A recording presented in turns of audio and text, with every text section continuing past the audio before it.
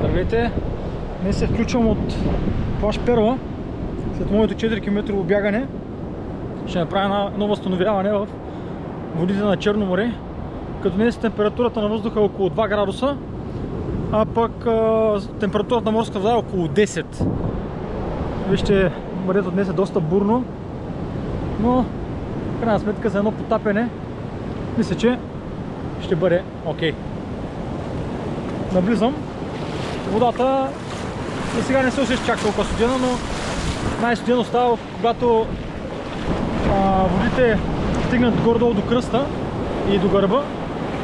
Вълните са доста големи в интересността, може да видите насреща, като там се вижда и град Приморско. Нагоре е резиденцията на Тодор Живков, плаж Перла. Ето вече и вълните ни потапят. Сега ще направим пълно потапяне. Е така малко по-навътре. Много добро възстановяване с бягане. Айде, пълно потапяне.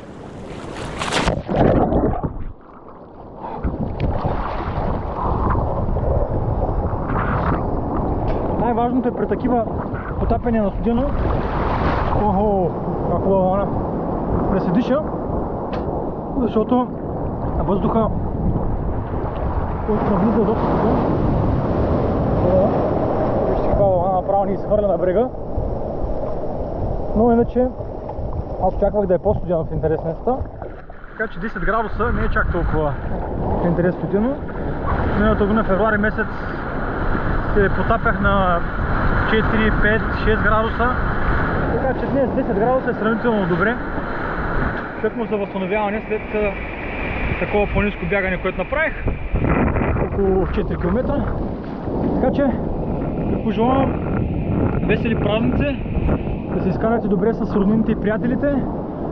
И преди това, което искате, живота е твърде кратък, така че се наслаждавайте на него, гребете с пълни шепи и разбира се, забавлявайте се и обичайте най-вече.